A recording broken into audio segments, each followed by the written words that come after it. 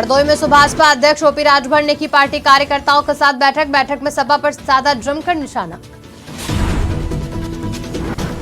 सपा नेता नवीन वर्मा ने बिहार के सीएम नीतीश कुमार से की शिष्टाचार भेंट। अंबेडकर नगर से चुनाव लड़ने का सौंपा अनुरोध पत्र। रामलला की प्राण प्रतिष्ठा से पहले अयोध्या में किया गया अक्षत पूजन। रायबरेली पहुंचा अयोध्या से पूजित अक्षत कलश। अयोध्या में हिंदू वाहिनी संघ की जन चेतना सभा हुई संपन्न। सभा में राष्ट्रीय अध्यक्ष समेत कई जिलों के पदाधिकारियों ने लिया हिस्सा। गाजीपुर में ग्राम सचिवालय का किया गया लोकार्पण। बीजेपी नेता अभिनव सिन्हा ने फीता काटकर किया भव्य ग्राम सचिवालय का लोकार्पण। बुलेटिन की शुरुआत करेंगे, लेकिन सबसे पहले श्रावस्ती से बड़ी खबर है, जहां सीएम के आदेशों की उड़ाई जा रही है धज्जियां। आदेश के बाद भी जमीनी मामलों में नहीं किया जा रहा है लेकिन बड़ी खबर आपको श्रावस्ती से बता रहे हैं, जहां श्रावस्ती में सीएम के आदेशों की उड़ाई जा रही है धज्जियां। आदेश के बाद भी जमीनी मामलों में किया जा रहा लेट। एसडीएम को पीड़ित जमीन नपवाने के लिए दिए कई प्रार्थना पत्र। पीड़ित लगातार सरकारी दफ्तरों के लगा रहा है चक्कर। मामले में नहीं हुई अभी तक कोई भी कार्रवाई। पीड़ित ने देवरिया हत्याकांड जैसी अनहोनी की कही बात। पूरा मामला गिलौला थाना क्षेत्र के रामपुर त्रिभुवना गांव का बताया जा रहा है। तो बड़ी खबर आपको श्रावस्ती से बता रहे हैं, जहां जमीनी मामले को लेकर लेट किया जा रहा है। सीएम के आदेशों की धज्जियां उड़ाई जा रही है। आदेश के बाद भी जमीनी मामले में किया जा रहा लेट लपेट। एसडीएम को पीड़ित ने जमीन नपवाने के लिए दिए थे कई प्रार्थना पत्र। पीड़ित लगातार सरकारी दफ्तरों के लगा रहा है चक्कर। मामले में नहीं हुई अब तक कोई भी कार्रवाई। मैंने हदबरारी का दरख्वास्त दिया था, जो कि फरवरी में आदेश हो गया, और तब से हम कानून गो और लेखपाल के चक्कर काट रहे हैं तहसील और थाने के, लेकिन कोई सुनवाई नहीं हो रहा है। और बगल में जो विपक्षी हैं वो दबंग हैं और नपने नहीं दे रहे हैं, और मोटी पार्टी है, पैसा देकर रुपये रहते हैं। कहते हैं कि देवरिया ऐसा कांड हो जाएगा और हम नपने नहीं देंगे। तो साहब, अगर कोई ऐसी बात होती है तो उसके जिम्मेदार लेखपाल तो कानून गो होंगे। हाँ, लेखपाल कानून को जो खर्चा बताए कितना पड़ेगा वो भी हम उनको दे चुके हैं, लेकिन साहब कोई कार्रवाई नहीं हो रहा है अब तक, और दौड़ते दौड़ते हम परेशान हैं। सर से यही गुजारिश है कि हमारा उसे पैमाइश करो। तो सुना आपने पीड़ित को, जहां पीड़ित लगातार सरकारी दफ्तरों के चक्कर लगा रहा है, लेकिन मामले में कोई कार्रवाई नहीं हुई है। वहीं पीड़ित ने देवरिया हत्याकांड जैसी अनहोनी की भी बात कही है। बड़ी खबर सीतापुर से, जहां फर्जी तरीके से संचालित क्लिनिक पर छापेमारी। नोडल अधिकारी ने संचालन पर लगाई रोक। क्लिनिक में लगे ताले फर्जी। क्लिनिक संचालकों ने ताला तोड़कर फिर शुरू किया संचालन। बिना डिग्री डिप्लोमा के संचालित क्लिनिकों पर की गई कार्रवाई। तो बड़ी खबर आपको बता रहे हैं सीतापुर से, जहां फर्जीवाड़े में एक और कार्रवाई। फर्जी तरीके से संचालित क्लिनिक पर छापेमारी। नोडल अधिकारी ने संचालन पर लगाई रोक। क्लिनिक में लगे ताले फर्जी। क्लिनिक संचालकों ने ताला तोड़कर फिर शुरू किया संचालन। बिना डिग्री और डिप्लोमा के संचालित क्लिनिकों पर की गई कार्रवाई। तो बड़ी खबर आपको बता रहे हैं सीतापुर से, जहां अभय पॉली क्लिनिक नाम के क्लिनिक पर कार्रवाई की गई है।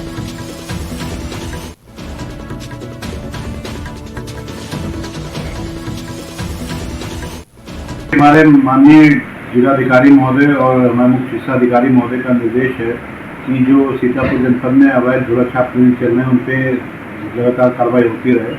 तो उस क्रम में आज मैंने जयपुर साइड में चेकिंग की जाके, तो वहाँ पे एक सेवा डायग्नोस्टिक मिला, जिसके बारे में कोई भी अभिलेख नहीं मिला। वहाँ पे ना वो रजिस्टर्ड था, ना वहाँ पे कोई पंजीकृत स्टाफ मौजूद था, ना डॉक्टर मौजूद था।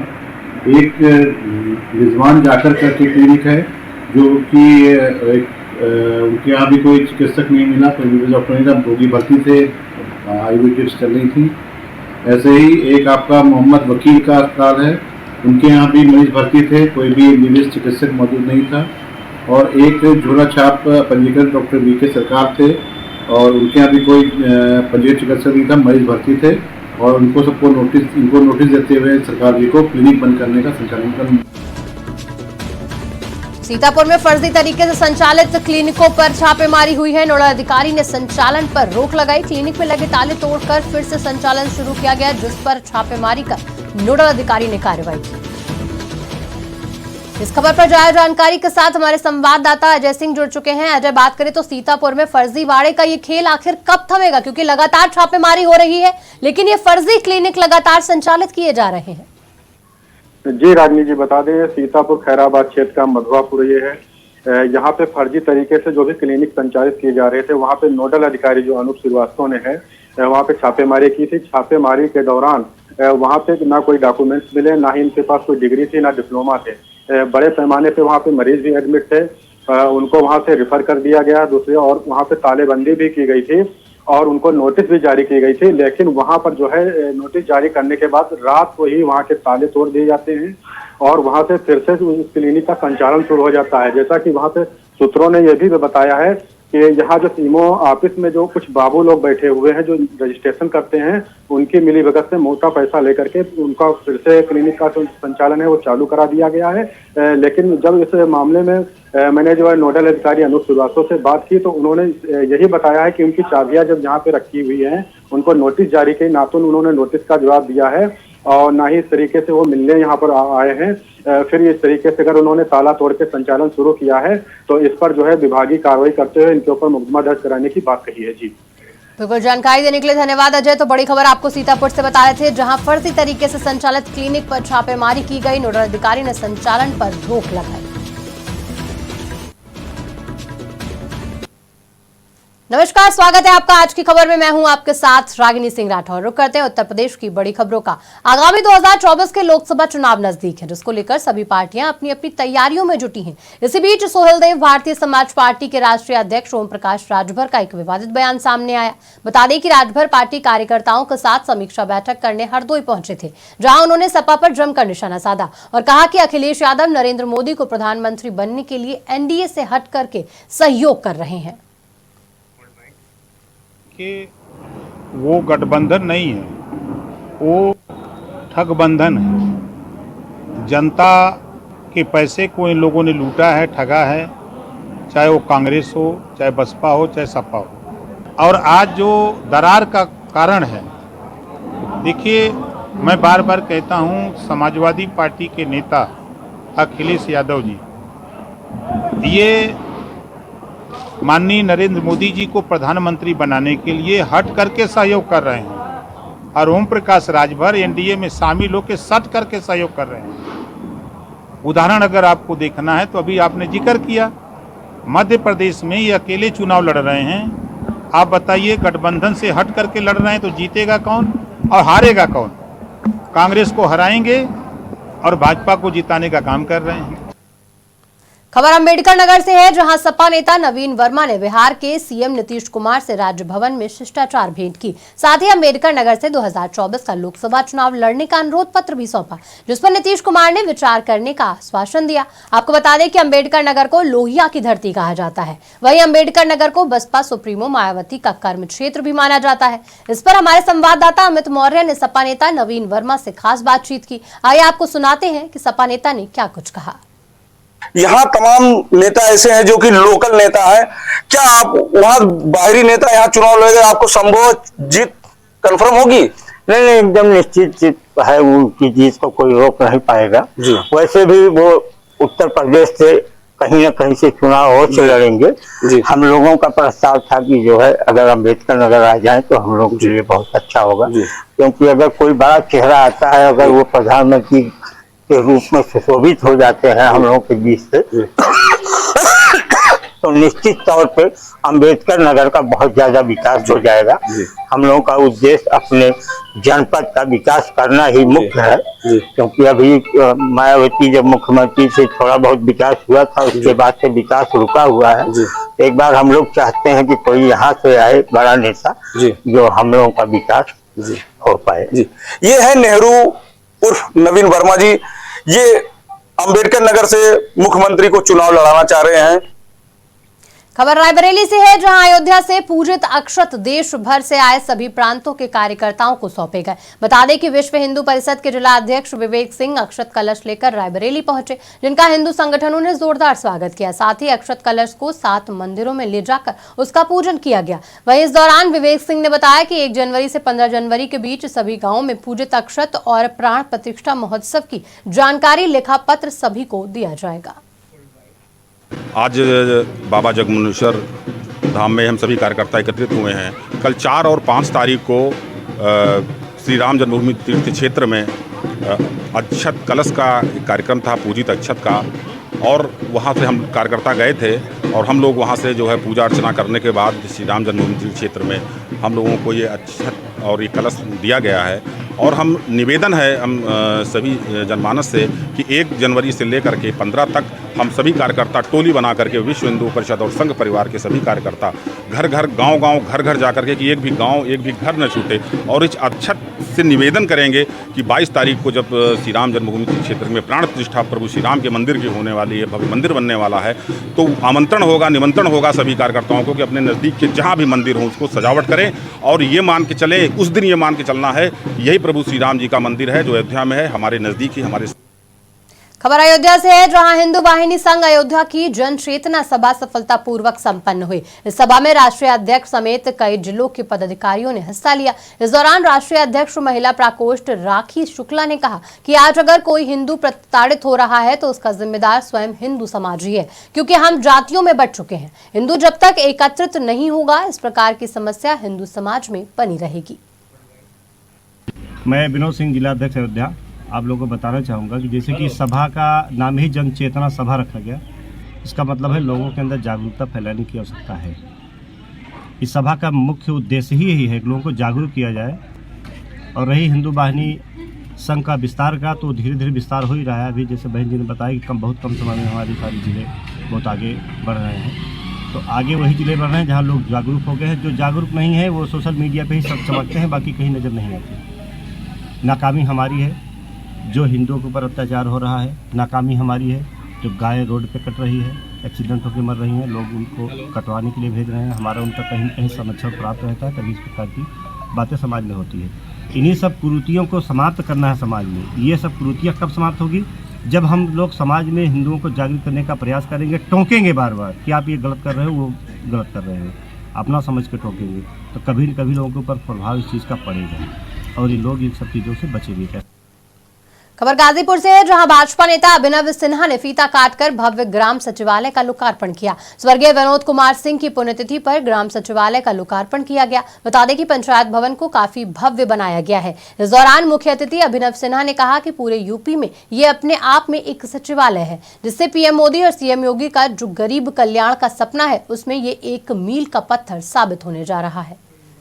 भाई साहब देखिए, आज विकास खंड करंडा के ग्राम कटरिया में ग्राम सभा सचिवालय का लोकार्पण था और मुझे ये कहने में कोई संकोच नहीं है, ये सचिवालय न सिर्फ पूर्वांचल बल्कि पूरे उत्तर प्रदेश में अपने आप में एक नायाब सचिवालय है, जिससे आदरणीय प्रधानमंत्री नरेंद्र मोदी जी, उत्तर प्रदेश के यशस्वी मुख्यमंत्री आदरणीय योगी आदित्यनाथ जी का जो सपना है कि गरीब कल्याण, अति पिछड़ों का कल्याण, वंचित समाज का कल्याण, उसमें ये एक मील का पत्थर साबित होने जा रहा है।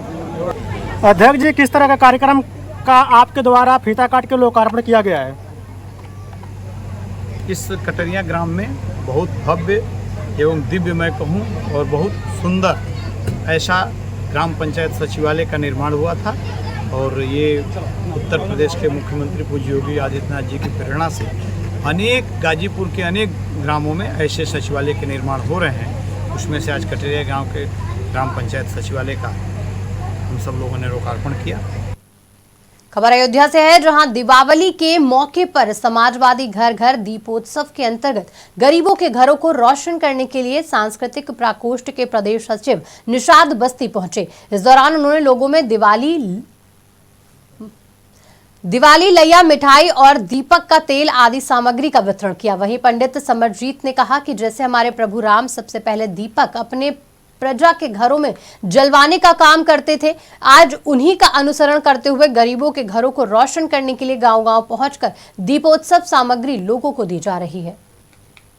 प्रभु राम की नगरी में आज हम समाजवादी घर घर दीपोत्सव मनाने का काम कर रहे हैं, क्योंकि प्रभु राम के आदर्शों पे चलकर सबसे पहले प्रभु अपनी प्रजा को सदैव खुश रखते थे और उनको सम्मान देने का काम करते थे, तथा सबसे पहले दीपक वो अपने जनता के बीच जलवाने का काम करते थे। आज उसी को आदर्श मानकर हम प्रभु राम की नगरी अयोध्या में समाजवादी घर घर दीपोत्सव गांव गांव मनाने का कार्यक्रम चालू कर दिया है। यह प्रभु खबर हरदोई से है, जहां दिन दहाड़े सराफा व्यापारी से लूट का मामला सामने आया। बता दें कि 3 बदमाशों ने सराफा व्यवसायी पर हमला करते हुए 20,000 की नकदी बाइक और जेवर से भरा बैग लेकर फरार हो गए। वहीं घायल व्यापारी को इलाज के लिए अस्पताल में भर्ती कराया गया। घटना की सूचना मिलते ही एसपी, एएसपी और सीओ मौके पर पहुंचे। वहीं पुलिस ने बताया कि लुटेरों की तलाश के लिए टीमों का गठन कर दिया गया है।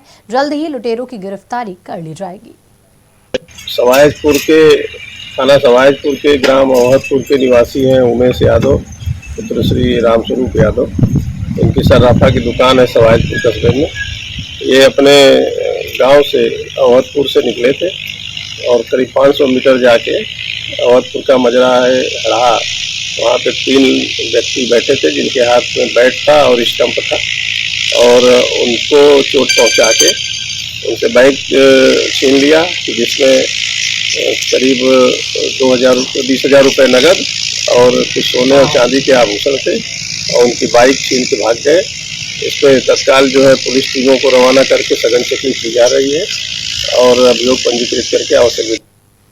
खबर लखीमपुर से है, जहां तेज रफ्तार ट्रक ने बाइक सवार को टक्कर मार दी। इस हादसे में एक महिला समेत 3 लोगों की मौके पर मौत हो गई, जिसके बाद इलाके में हड़कंप मच गया। सूचना मिलते ही मौके पर पहुंची पुलिस ने शव को पोस्टमार्टम के लिए भेजा और मामले की जांच में जुट गई।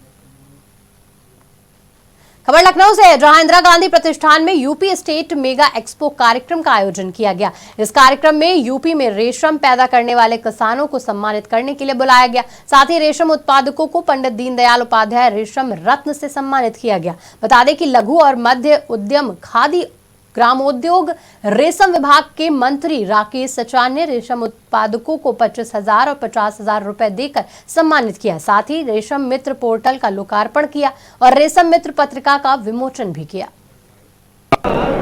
ये मेला जो है रेशम, हथकरघा, खादी, हैंडलूम, ये सब लोगों की हमारे पूरे सभी के सहयोग से ये एक्सपो का कार्यक्रम, मेगा एक्सपो का कार्यक्रम जो 3 तारीख से 11 तक चलेगा, और इसमें सभी विभागों के द्वारा जो ODOP है उनके भी स्टॉल लगे हैं, हमारे खादी के भी स्टॉल लगे हैं, केंद्रीय रेशम बोर्ड के भी, हमारे रेशम से जुड़े पूरे देश से, कर्नाटक से लेकर के सभी प्रदेशों का जहाँ वो भी सारे स्टॉल लगे हैं। और ये कार्यक्रम लगाया गया कि हमारे जो बुनकर हैं, उद्यमी हैं, ODOP वाले हैं, MSME हैं, खादी है, माटी कला बोर्ड के द्वारा जो दिए बनाए जा रहे हैं, गणेश लक्ष्मी है, इनका भी सभी की खरीद।